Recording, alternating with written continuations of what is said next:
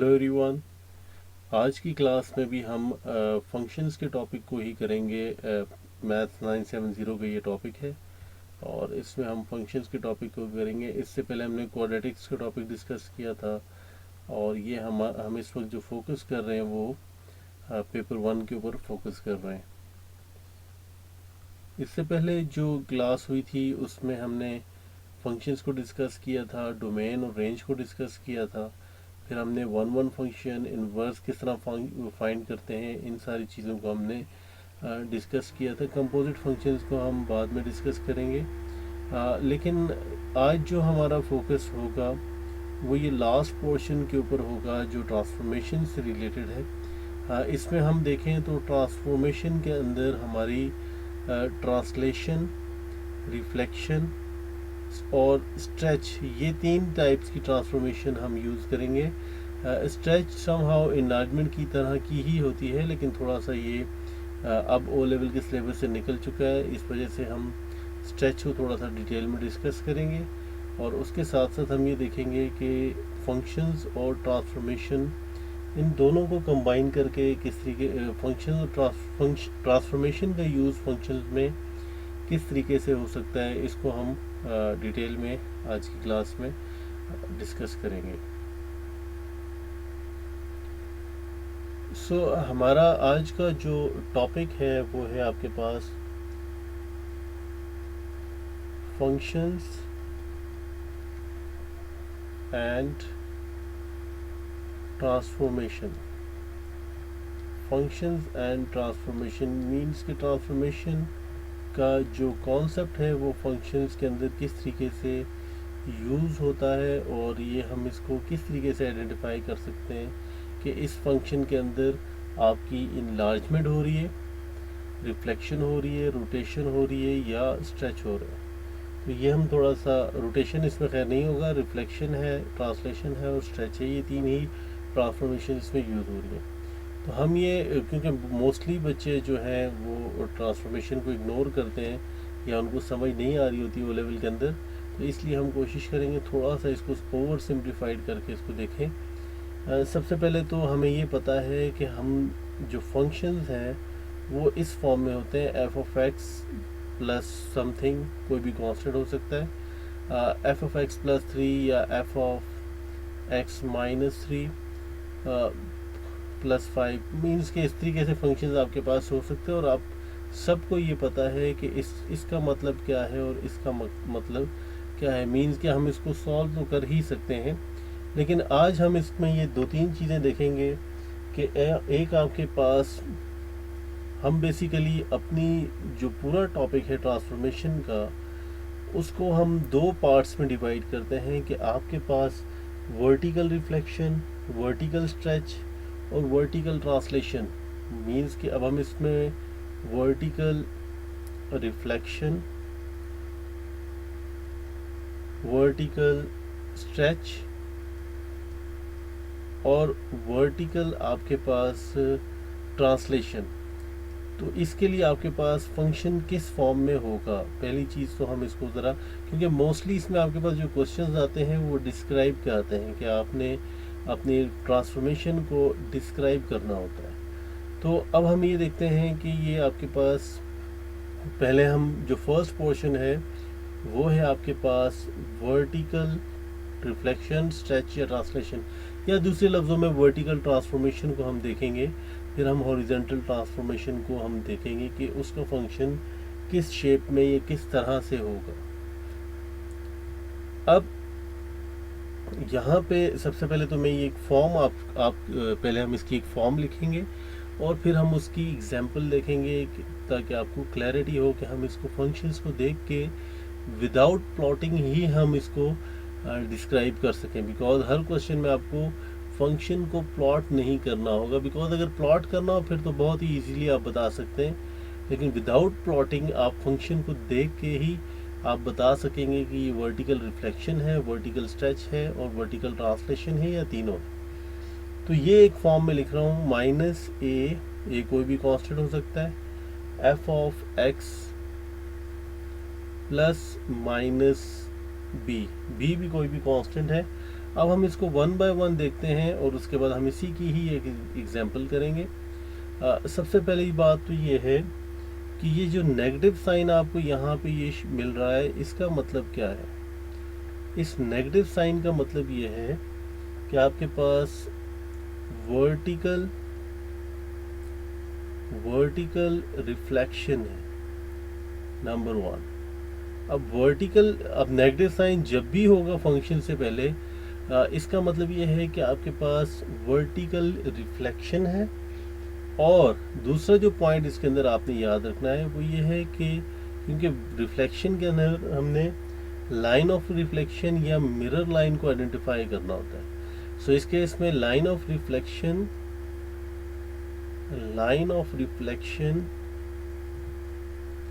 Is x axis.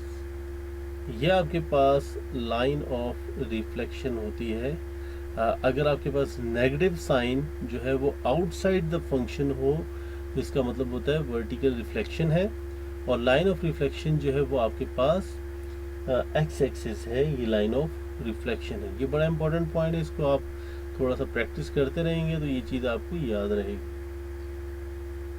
Second, अब आपने ये देखना है कि यहाँ पे अगर आपके पास, पहली चीज़ हमने नेगेटिव साइन को डिस्कस कर लिया, उसके बाद हमने ये देखा कि अगर कोई भी constant number outside the function हो, अगर कोई भी constant number outside the function हो, इसका मतलब क्या होता है? इसका मतलब ये है कि आपके पास this is vertical stretch,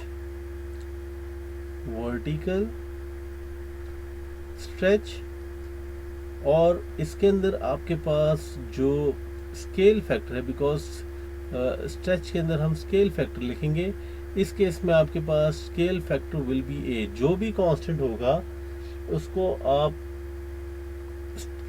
vertical stretch या लिखेंगे और स्केल फैक्टर ए मेंशन करेंगे। अब एक और चीज इसमें आप इसमें यहाँ ये लिख सकते हैं कि this will be the stretch along parallel to y-axis, stretch along parallel to y-axis। ये चीज़ भी आप इसमें मेंशन कर सकते हैं।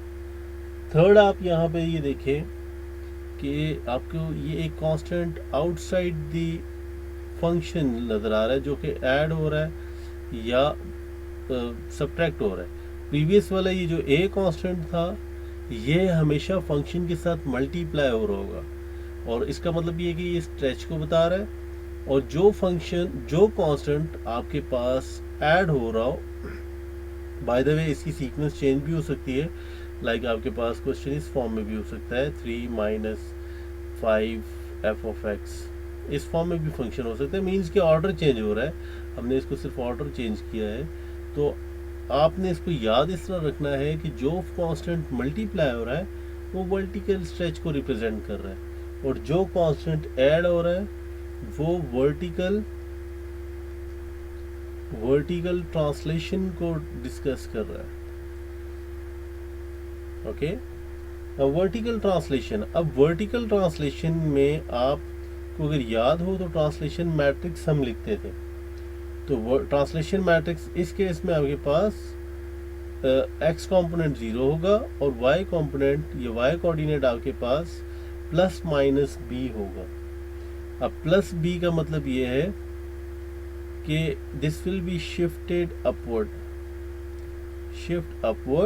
और अगर नेगेटिव साइन है इसका मतलब ये है कि आपके पास शिफ्ट डाउन, ये इसका मतलब है। और ये सारी इसकी वर्टिकल स्ट्रेच की ये सारी क्या है, समरी है। आप चाहें तो इसको अपने पास कहीं नोट कर लें और इसको आप स्क्रीनशॉट ले लें या इसको नोट कर लें, या इसको आप दोबारा ये देख सकते हैं। इसका अगर आप स्क्रीनशॉट भी या इसको एज इट इज़ लिखेंगे भी तो आपको ये क्लैरिटी इसमें मिल जाएगी। अब हम आते हैं एक एग्जाम्पल के ऊपर। एग्जाम्पल हम ये देखते हैं, लेट्स से -3 f of x +5। अब ये बड़ी बेसिक सी एग्जांपल है, यहाँ से आपको क्लियरली पता चल रहा है। अगर अब इस क्वेश्चन को आपने डिस्क्राइब करना हो, इस ट्रांसफॉर्मेशन को आपने डिस्क्राइब करना हो, तो एक तो ये है कि आप एफ ऑफ एक्स को प्लॉट करें, फिर इसको एज इट इज़ को प्लॉट करें और फिर दोनों का कंपैरिजन देखें कि ये क्या हो रहा है। दूसरा ये है कि आपने इसको एज इट इज़ जो है, इसको फंक्शन को देखते ही आप इसको बता सकेंगे कि इसमें कौन सी ट्रांसफॉर्मेशन हो रही है।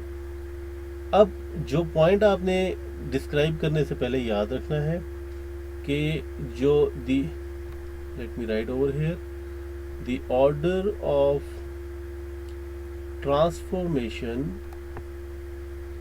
the order of transformation is the same, because इसमें अक्सर कन्फ्यूजन रहती है कि पहले हम कौन सा लिखेंगे, पहले हम रिफ्लेक्शन लिखें, स्ट्रेच लिखें या ट्रांसलेशन लिखें। Is the same as the arithmetic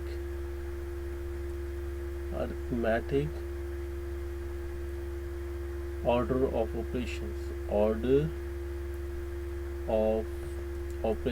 तो ये जब हम डिस्क्राइब कर रहे होंगे तो इस चीज़ का हमने बहुत ख्याल रखना है। ये जो हम बोर्ड मास रूल यूज़ कर रहे होते हैं, उसी पैटर्न के तहत, उसी ऑर्डर के तहत हमने इसको, पहले हमने नेगेटिव साइन को, मल्टीप्लिकेशन को डिस्क्राइब करना है, फिर प्लस या माइनस को डिस्क्राइब करना है।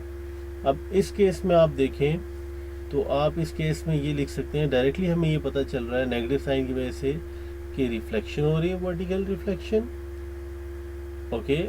और उसके बाद आप इसमें 3 की वजह से आप ये लिख सकते हैं कि स्ट्रेच हो रहा है, और +5 का मतलब ये है कि वर्टिकल ट्रांसलेशन है। तो आप इसको अब माइनस भी मल्टीप्लाई हो रहा है और 3 भी मल्टीप्लाई हो रहा है, तो आप दोनों को किसी भी ऑर्डर में लिख सकते हैं।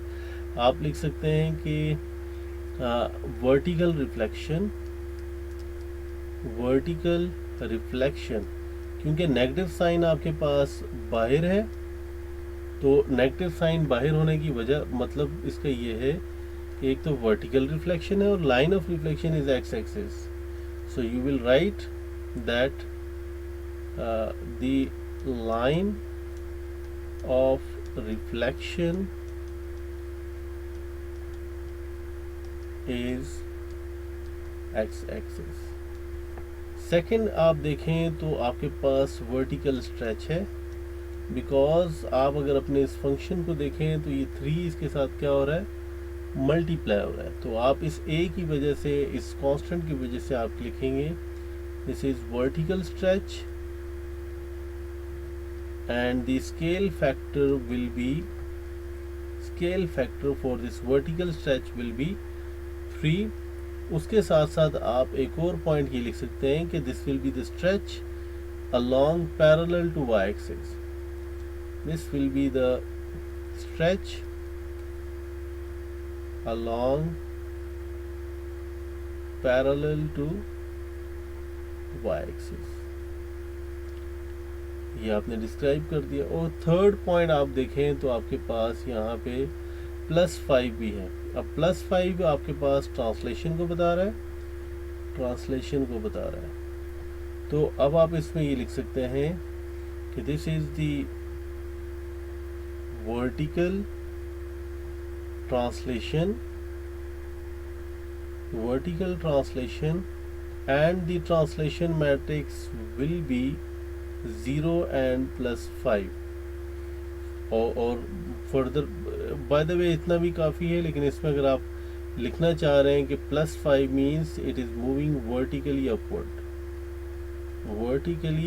बिकॉज स्केल फैक्टर आप वर्टिकली अपवर्ड, बिकॉज आपके पास स्केल फैक्टर जो है वो +5। सो ये आपके पास इसकी समरी है वर्टिकल ट्रांसफॉर्मेशन की। और इसमें आपके पास इस फॉर्म में चीज़ होगी। अगर इनमें से कोई एक भी चीज़ मिसिंग होगी तो हम उसको स्किप कर देंगे।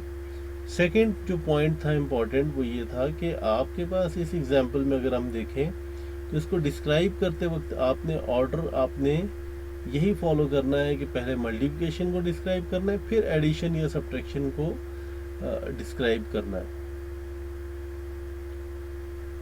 नेक्स्ट जो है हमारे पास वो है आपके पास वर्टिकल ट्रांसफॉर्मेशन को हम डिस्कस कर चुके हैं।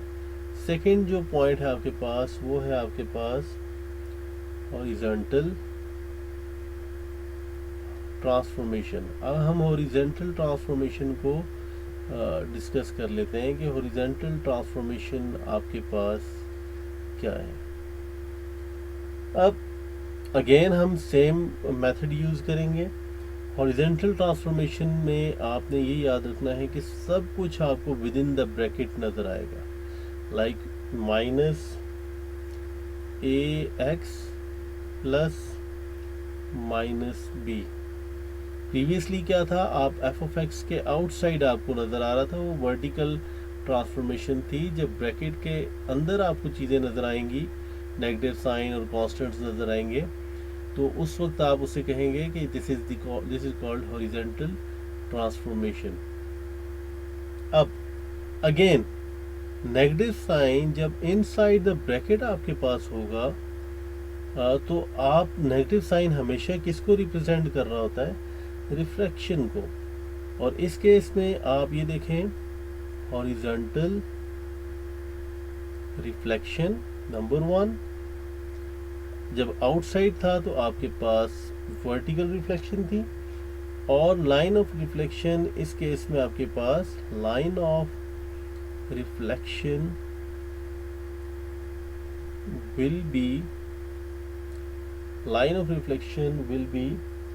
y axis. ये बड़ा इंपॉर्टेंट पॉइंट है कि जब बाहर था तो x axis line of reflection थी, और जब इनसाइड है तो फिर y एक्सिस आपके पास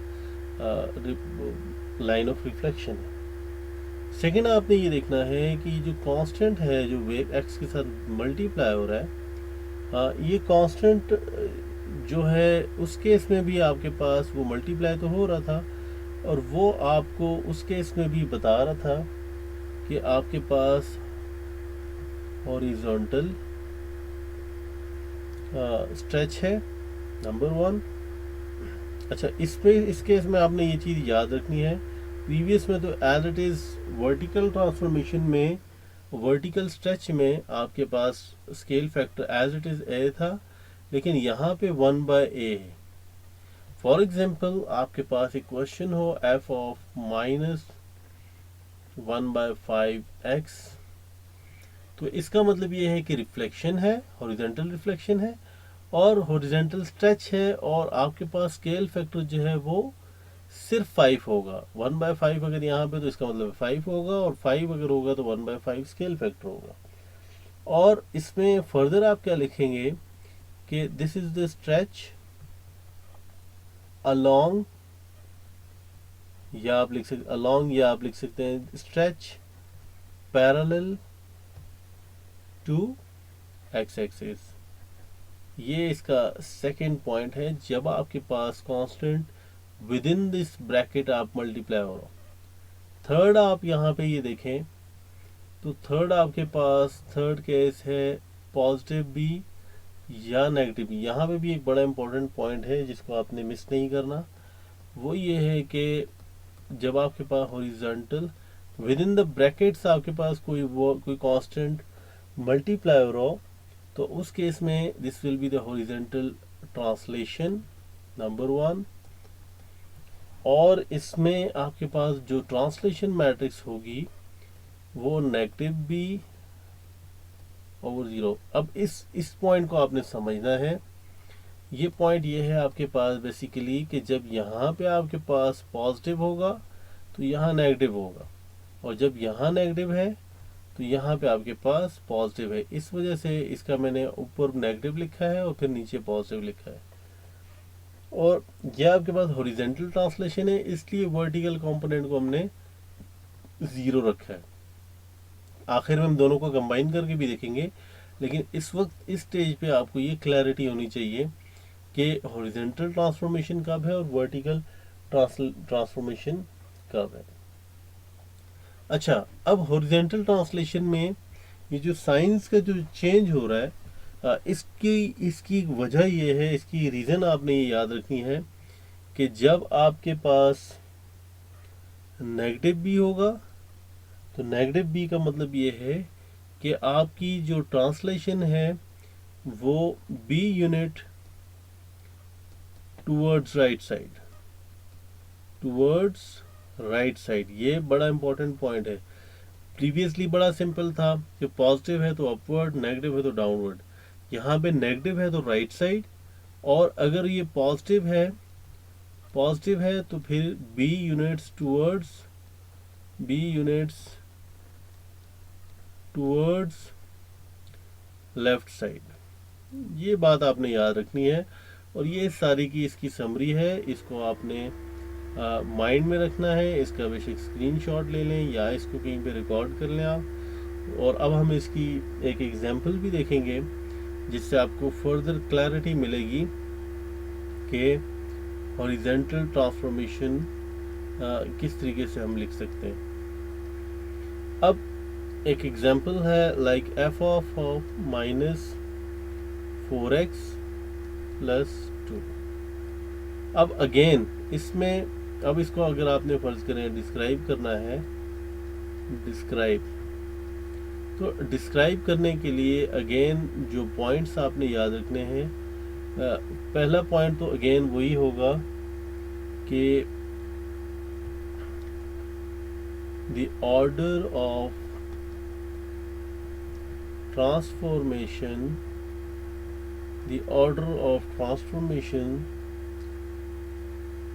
is opposite is, now this is a very important and tricky point, कि horizontal transformation में the order of transformation is opposite to the arithmetic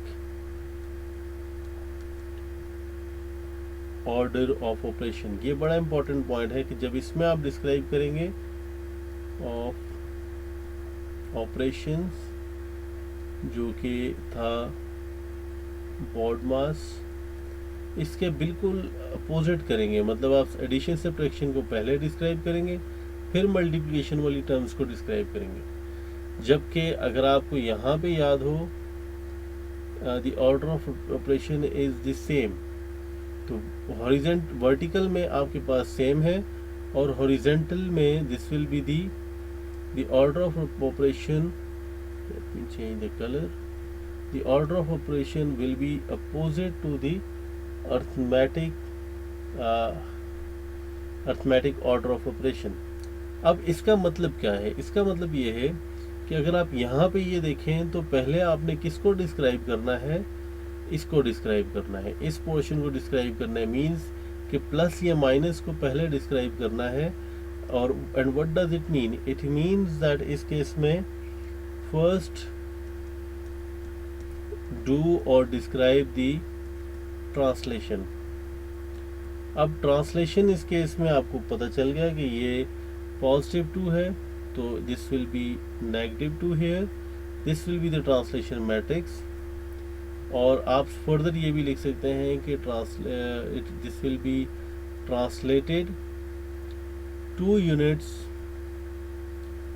units towards the right side,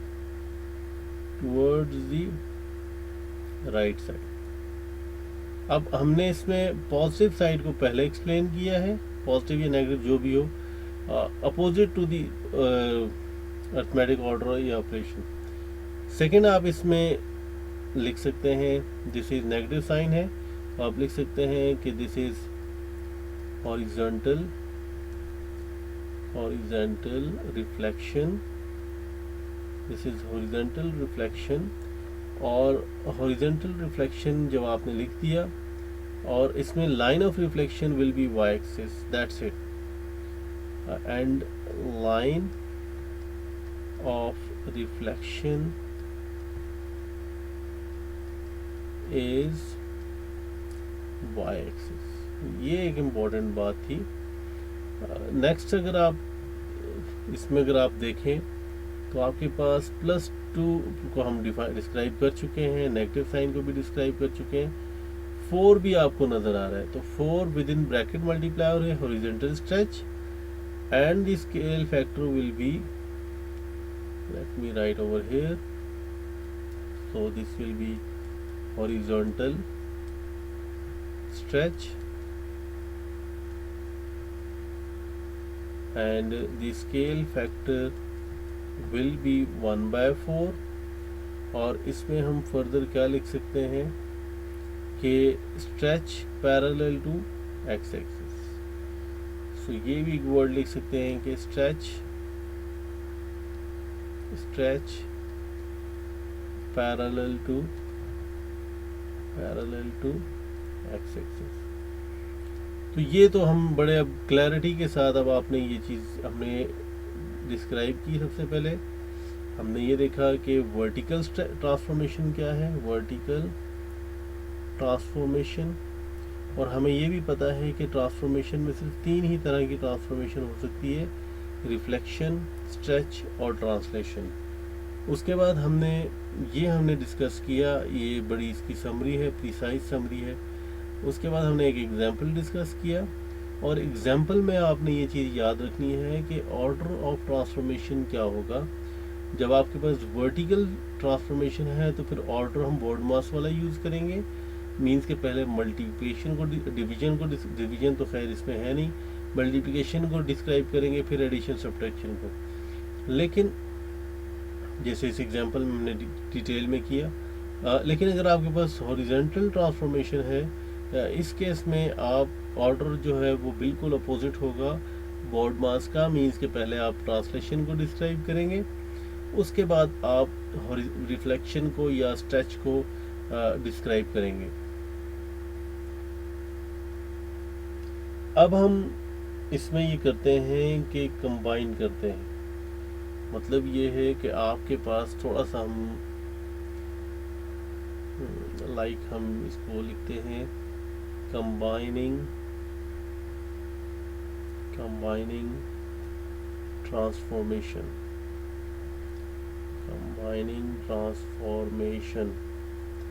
अब हम थोड़ा सा इसको कंबाइन करते हैं, और कंबाइन के लिए हम सबसे बेस्ट अगेन वही है कि हम एक एग्जांपल लेते हैं, x-2।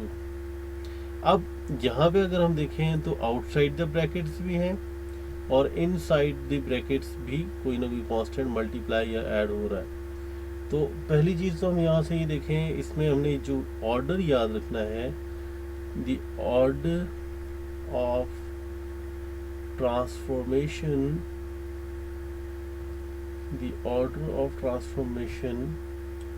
does not matter।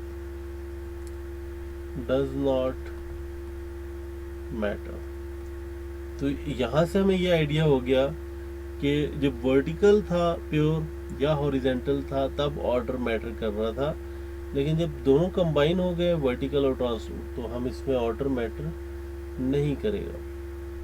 अब हम ये देखें कि 3 जो है वो एफ ऑफ एक्स के साथ मल्टीप्लाई हो रहा है outside the bracket.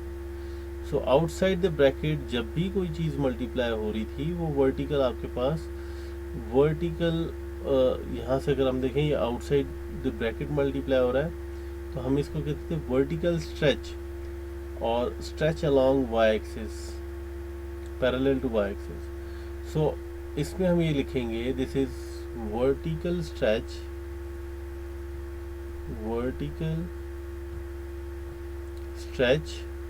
number 1, vertical stretch, and the scale factor will be vertical stretch में as it is 3 ही होगा, because 1/3 नहीं होगा।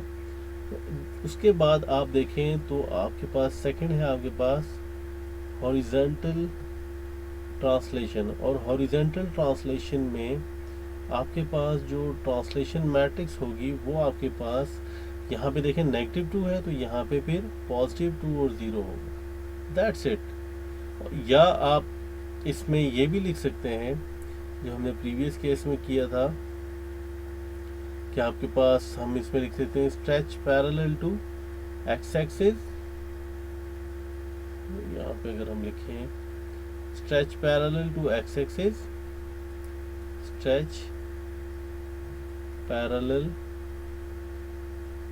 To x axis. By the way आप हॉरिजॉन्टल ट्रांसलेशन भी लिखें, दैट्स इनफ। और ये हमने इसके एक हमने एक एग्जांपल कर ली।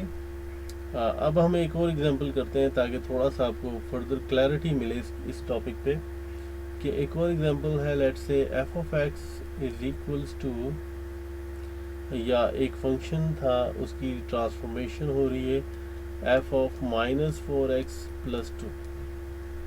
तो इसको अगर हमने डिस्क्राइब करना है तो डिस्क्राइब करने में हमें ये पता चल रहा है कि ये प्योरली आपके पास हॉरिजेंटल, क्योंकि विद इन ब्रैकेट्स यूज़ हो रहा है तो हॉरिजेंटल ही इसमें चीज़ें, हॉरिजेंटल ट्रांसफॉर्मेशन ही हो रही है।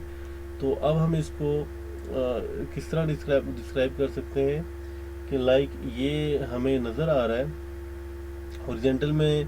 पहली चीज़ तो ये है कि हमने प्लस और माइनस को, यानी कि ऑर्डर ऑफ ऑपरेशन जो है वो अपोजिट होगा। तो हम लिखेंगे दिस इज हॉरिजेंटल ट्रांसलेशन या ट्रांसलेशन या horizontal translation, and the translation matrix will be -2 and 0, that's it। Second जो हम इसमें देखें तो आपके पास नेगेटिव साइन मल्टीप्लाई हो रहा है। तो नेगेटिव साइन मल्टीप्लाई होने का मतलब ये है कि हॉरिजेंटल रिफ्लेक्शन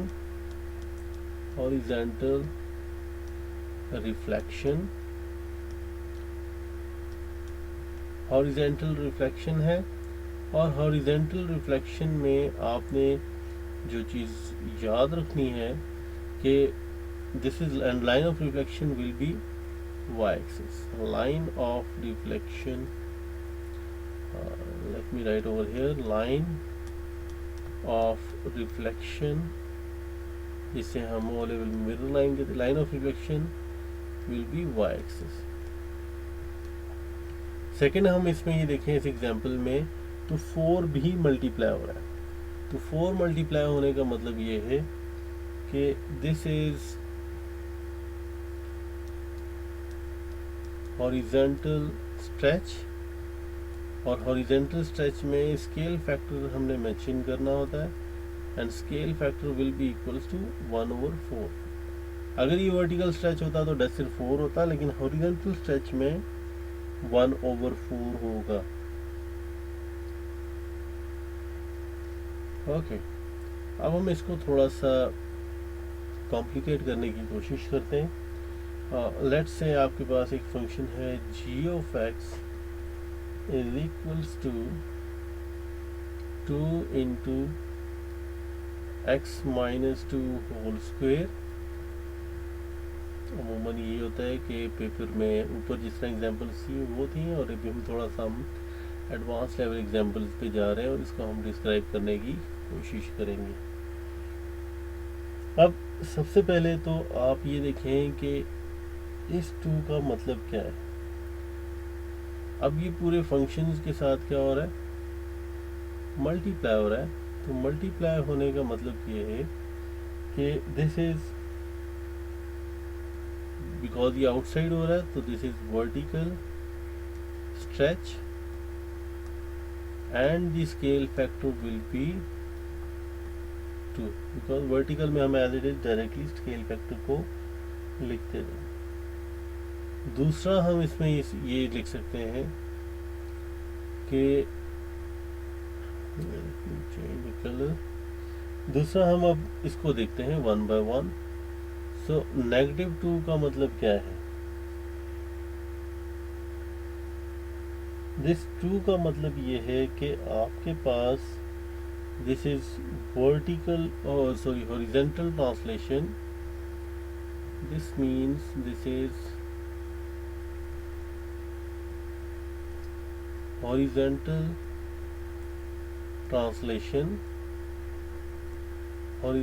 ट्रांसलेशन, और इसकी जो ट्रांसलेशन मैट्रिक्स है that will be 2 and 0, because यहाँ पे -2 है तो यहाँ पे +2 होगा।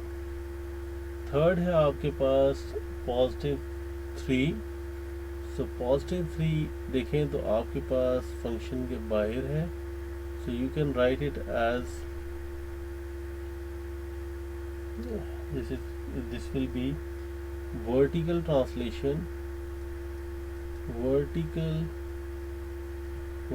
translation, और आपके पास the scale factor will be equals to +3।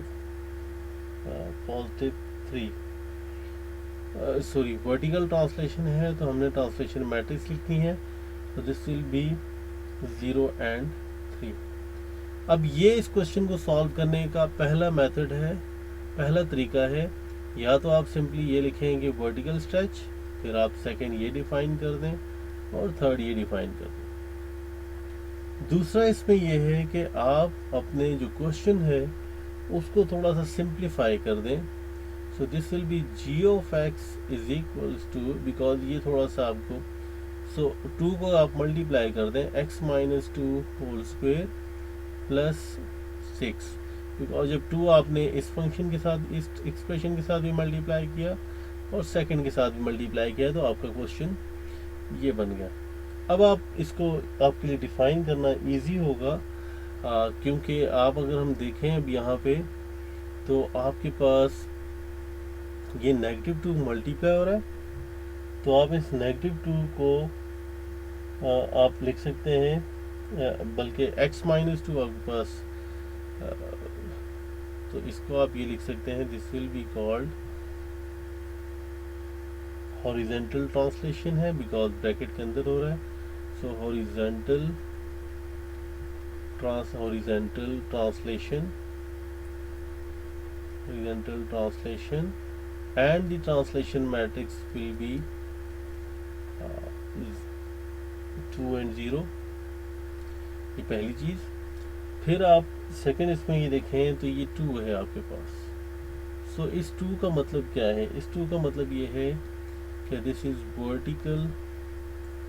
Vertical stretch, और इसमें आपके पास स्केल फैक्टर जो है this will be equals to 2। Horizontal होता तो 1/2 होता। थर्ड है आपके पास +6।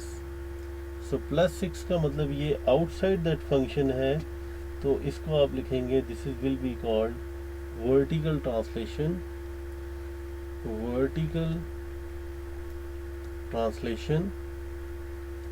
और इसमें आपके पास जो ट्रांसलेशन मैट्रिक्स होगी दैट विल बी 0 एंड +6। तो ये, अच्छा, इसमें एक चीज़ ये याद रखें, इसका अगर मैं थोड़ा सा ऑर्डर लिखना चाहूँ, सो ये हमारा फर्स्ट पॉइंट था, and then this will be the second point and this will be the third point, ये थर्ड लाइन।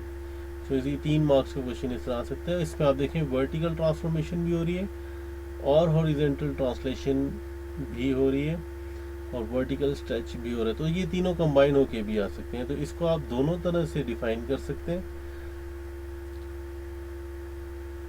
सो हमने काफ़ी डिटेल में अभी कुछ इनकी एग्जांपल्स को सॉल्व किया है। एक और एग्जांपल कर लेते हैं। Let's say y is equals to x² plus 6x plus 5।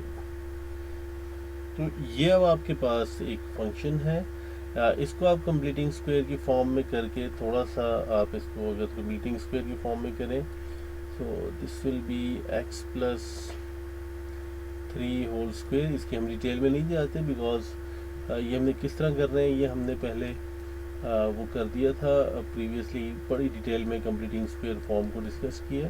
तो हम फोकस जो वो डिस्क्राइब पे करते हैं कि हम इसको डिस्क्राइब किस तरीके से इस फंक्शन को कर सकते हैं। अब इस फंक्शन में भी अगर आप देखें तो +3 का मतलब क्या है? +3 का मतलब ये है, ये ओवरऑल वैसे ये कंबाइंड ट्रांसफॉर्मेशन है, तो +3 का मतलब ये है कि ये आपके पास, और ये विद इन द ब्रैकेट हो रहा है, तो इसलिए दिस इज वर्टिकल ट्रांसलेशन, और वर्टिकल ट्रांसलेशन में the translation matrix will be 0 and +3।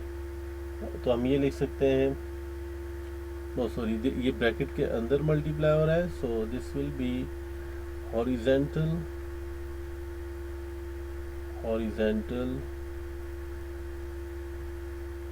Translation. और हॉरिजेंटल ट्रांसलेशन में हमें ये पता है कि अगर यहाँ पे +3 है तो यहाँ पे आपके पास -3 होगा। और बाय द वे ये हॉरिजेंटल अगर ट्रांसलेशन है तो आपके पास जो एक्स कंपोनेंट है वो -3 होगा एंड 0, तो इसका मतलब ये है कि नेगेटिव साइड पे मूव करेगा। देन आप सेकंड देखें, सो -4, -4 व्हाट डज इट मीन? -4 का मतलब क्या है? -4 का मतलब ये है कि वर्टिकल ट्रांसलेशन, और वर्टिकल ट्रांसलेशन में हम ये लिखेंगे कि इसकी जो ट्रांसलेशन मैट्रिक्स होगी वो है 4 यूनिट्स डाउनवर्ड, 4 यूनिट्स डाउनवर्ड, और ट्रांसलेशन मैट्रिक्स इसकी बनती है 0 एंड -4। अब हम यहाँ पे हम दोनों को देखें तो ये दोनों को हम कंबाइन, क्योंकि दोनों सिर्फ ट्रांसलेशन ही है, तो हम इसकी जो ट्रांसलेशन मैट्रिक्स हम ओवरऑल लिख सकते हैं वो हम ये लिख सकते हैं, दिस विल बी फर्स्ट की -3 थी, -3 and -4, so this will be the final answer. हम इसको लिख सकते हैं, और ये डायरेक्टली यहाँ से पता चल जाता है कि ट्रांसलेशन को कंबाइन करके किस तरीके से आप मेंशन कर सकते हैं या लिख सकते हैं। So I think that is it for today, but उससे पहले हम थोड़ा सा इसको समरी करें। हमने आज डिस्कस ये किया कि फंक्शंस एंड ट्रांसफॉर्मेशन को, ट्रांसफॉर्मेशन, हाँ, इसमें हमने जो नेक्स्ट डिस्कस किया वो ये था कि आपके पास वर्टिकल ट्रांसफॉर्मेशन एंड देन जो सेकंड हमने डिस्कस किया वो था आपके पास हॉरिजॉन्टल ट्रांसफॉर्मेशन, और जो हमारा फोकस था ट्रांसफॉर्मेशन, और जो हमारा फोकस था वो था डिस्क्राइब करने पे, और डिस्क्राइब करने में हमने ये चीज़ हमने ये डिस्कस किया कि ऑर्डर क्या होना चाहिए। तो इसका मतलब ये है कि आपके पास जो ऑर्डर ऑफ ट्रांसफॉर्मेशन है वो क्या होगा, ऑर्डर ऑफ ट्रांसफॉर्मेशन वो क्या होगा। उसके बाद हमने लास्ट जो हमने थर्ड पॉइंट डिस्कस किया वो हमने ये देखा कि आपके पास कंबाइनिंग ट्रांसफॉर्मेशंस, मतलब वर्टिकल और हॉरिजॉन्टल जो ट्रांसफॉर्मेशन है वो कंबाइन करके किस तरीके से आ सकती है, और हमने ये देखा कि इसमें ऑर्डर मैटर नहीं करता। और लास्ट हमने क्या किए कि कुछ एग्जाम्पल्स डिस्कस की तीनों के लिए, तीनों टाइप्स की, कि आपके पास वर्टिकल ट्रांसफॉर्मेशन में किस तरह होगा, हॉरिजॉन्टल ट्रांसफॉर्मेशन में क्या होगा, और आपके पास जब कंबाइंड ट्रांसफॉर्मेशन होगी उसमें आप इसको किस तरीके से किस तरीके से आप उसको डिस्क्राइब कर सकते हैं। सो अगर आपका कोई भी क्वेश्चन हो तो वो आप कमेंट सेक्शन में कर सकते हैं, किसी भी तरह का इस टॉपिक का। इसको मैंने कोशिश किया है कि ओवर सिंप्लीफाइड करके एक्सप्लेन करूं ताकि आपके माइंड में क्लैरिटी रहे, बिकॉज ये बड़ा कंफ्यूजिंग टॉपिक है ट्रांसफॉर्मेशन का। इवन अगर आपको ओ लेवल में ये समझ नहीं भी आया तो जितनी रिक्वायरमेंट 9709 के लिए है वो सारी चीज़ें यहाँ डिस्कस कर दी हैं। और अगर आपने ओ लेवल में इसको छोड़ भी दिया था या किसी भी वजह से समझ नहीं आया आपको, तो फिर भी आप इसको यहाँ पे जितना कॉन्सेप्ट मैंने टू द पॉइंट एक्सप्लेन किया है उसको देख के आप इसको अटेम्प्ट कर सकते हैं और इस तरह के सारे क्वेश्चंस को डिस्क्राइब कर सकते हैं। सो फिर भी अगर आपको कोई क्वेश्चन है तो आप कमेंट सेक्शन में पूछ सकते हैं। इससे पहले अगर आपने कोई भी लेसन मिस किया है तो उसका लिंक आपको डिस्क्रिप्शन में मिल जाएगा। Thank you.